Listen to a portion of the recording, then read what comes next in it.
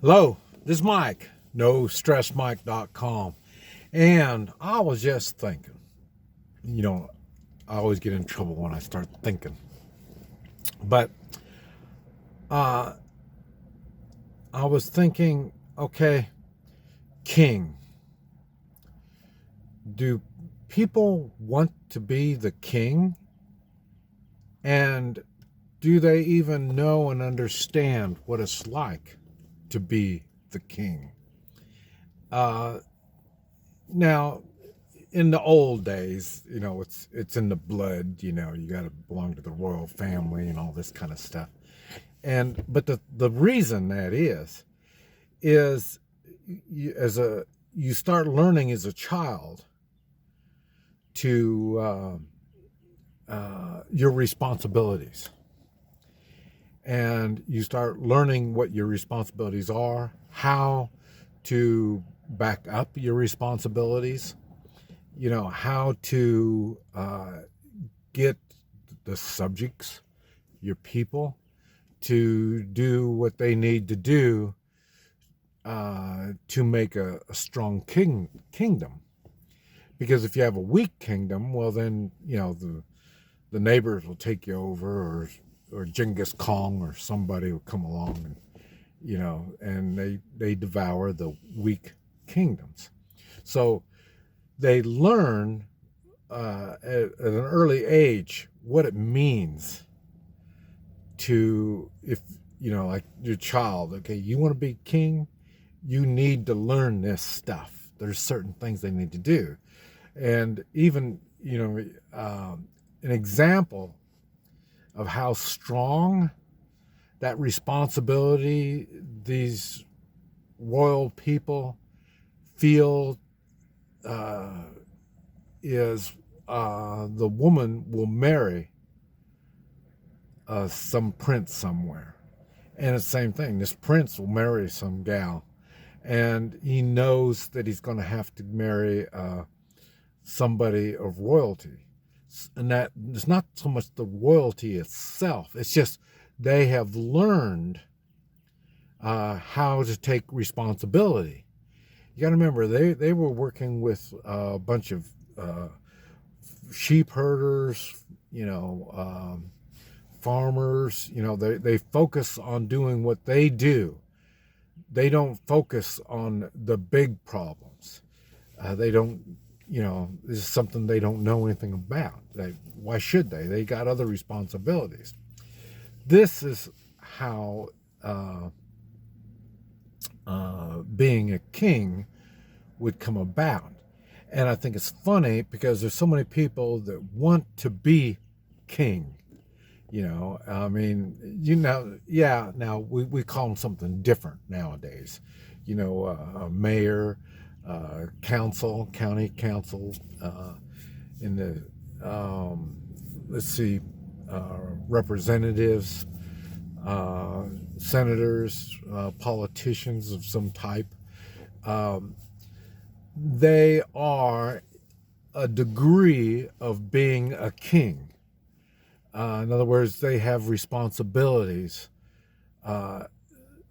to us, we the people, and now not everybody does like that. In China, all these people, they all want to be king. And what do is they belong to the Communist Party. And in their little part of the Communist Party, they are the king. Okay, it's kind of like I've mentioned, I've been self-employed all my life. Okay, the thing is, I've had to learn the responsibilities that I have. And my responsibilities are towards my employees and the customers, my patrons that depend on me to provide a service or product or something. And this is how I've learned. And so that's why I'm kind of all over the place on different skills. And it's not like I'm skilled like I can weld. Okay. Now, I'm not saying I'm skilled as a professional welder, but like I say, I know what it is. I know enough about it that I can lead these welders. And like I say, I did. I've had when I was in the oil business, we had to do a lot of welding, and I'd instruct my people to go over here and do some welding and stuff like that. So these are talents that you learn. You just don't, I'm going to be a king and then that's it. I mean, there's a lot of work and responsibility. And I know it's nice to say, in the fairy tales, well, you're the son of a king, and all this stuff. But if you weren't raised properly, you don't know how to be a king. You won't be able to take the king's place. And I think that type of thinking applies to what's going on here in the United States.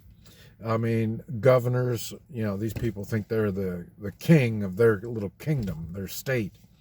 And the thing is, they're there for the benefits. They're not there to take responsibility. You can see by looking at the judgments and the things that they're saying isn't helping the people. They've never had to think. They've never had to really work at being a king. They just kind of took the title and took the paycheck and all the benefits. And now they have to take that responsibility, and you can really see which states the king of that state really didn't do that well. You can see the mayors, which mayors haven't done well in their little kingdom, and this is the kind of stuff that I've been seeing a lot of. And to me, it's obvious. And this is the part that I don't understand, because I guess there's a lot of people that don't see that the leadership, if you look at them as a king, this is their job. They're loyal to their subjects, their people, their citizens, and they have to be loyal to them. That's the way that you get the loyalty from your peasants, your citizens. When you are loyal to them, they are loyal to you. I think this is something that comes across as I travel and I see people, I do things, I take responsibility, and it comes across. You can see that being a king or in the king position isn't a new thing for me. I thought it was funny when we moved to Central America in 2003. We moved down there, and here I am, the wife of the princess. Her father owned the hotel, and so I'm just the husband. That's all it was. And then it was funny because it wasn't long after that, and it took me a while, because you got to remember, I don't speak the language, but I have to watch. I understand business. I understand you have to please the people. You have to please your employees. And so when we got there, I thought it was odd. We got a big old restaurant, and we have over 60 in our staff. And so these people doing laundry, housekeeping, waitresses, everything, round down the line, chauffeurs, all these people. And they get paid a little bit. Okay, that's everybody down there gets paid a little bit. I understand. But I thought, well, why aren't we feeding these people? What is so difficult for us not to feed the employees? In my restaurants, I always feed the employees. I mean, I've got a restaurant. We've got a lot of food. And we got to keep the food moving, keep it fresh. So it's even to our advantage to use that food. We don't have old food. We're feeding everybody. We're moving food all the time. And so that was the first thing. I asked my wife about it. And she says, well, we need to do that. So then, she talked to her father, and then they did it. They didn't like it. They didn't like doing that. I mean, this is a benefit that they don't give out. Well, now they did. And, I'll tell you, the people, whoa, what's going on? When Mike and Anna come down here, things have been changing. And it's just been more and more things going on like that. And I thought it was funny because they had a big bad rain. And this rain made a mudslide. And the mudslide came into the hotel. And the bottom floor had mud all over it. And I'm living on the second floor, so I didn't, and in another building, so I didn't even know anything about this. And then finally they told me, that there's mud in there and the drains aren't working and nothing like that. And so I went down there and I looked at it, and all the employees, everybody's looking at it, because now they can't work, they can't do anything, and what are we going to do? And then, I had the gardener go grab a shovel, and then I had somebody in the kitchen grab a 5-gallon bucket, and they got it, brought it over here, and I took the shovel and I started shoveling the mud and putting it in the bucket, and the mud was almost a foot deep inside there. And, they said, wow, look at him, he's doing this. And I just kept digging, and then I didn't say anything to anybody. And then they watched me doing this, and then they started gathering buckets and shovels, and then some of us would fill up the bucket while others would take the bucket out and go dump it and then come back. And and I couldn't explain. I could tell her, if I could talk, I would tell everybody, do this, dump it over here, and get the drains, start cleaning out the drains before the mud hardens up. But I couldn't talk. But I just did my stuff. And right there, they saw leadership. They saw the king at work, even though I wasn't the king. But after that, they started looking at me differently. And then anytime there was problems, they would tell my wife, and then my wife would have me go over there and take a look at it and see what we could do about it. Here I don't even speak the language. But I took responsibility.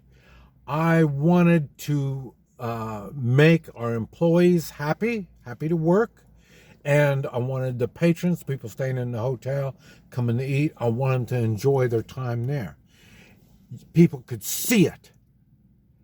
And so taking the king position wasn't difficult, because it was already ingrained in me. And it's like that. And like I say, I was born and raised in business. So then this is something that was going on. So, and I know things have to be done. Somebody has to make these decisions. And I'll wait and see if somebody's going to make a decision. If nobody's going to make the decision, I will. And I don't even care if it's my business. I don't care what the situation is. I'll wait to see who is the king among us. And if there is no king, I will be. And the thing is, when I am showing others how to be king. Because, like I say, kings come and go all the time. You need to know the good kings, the ones you can support and go after. Too bad our kings haven't figured that out. This is Mike, NoStressMike.com.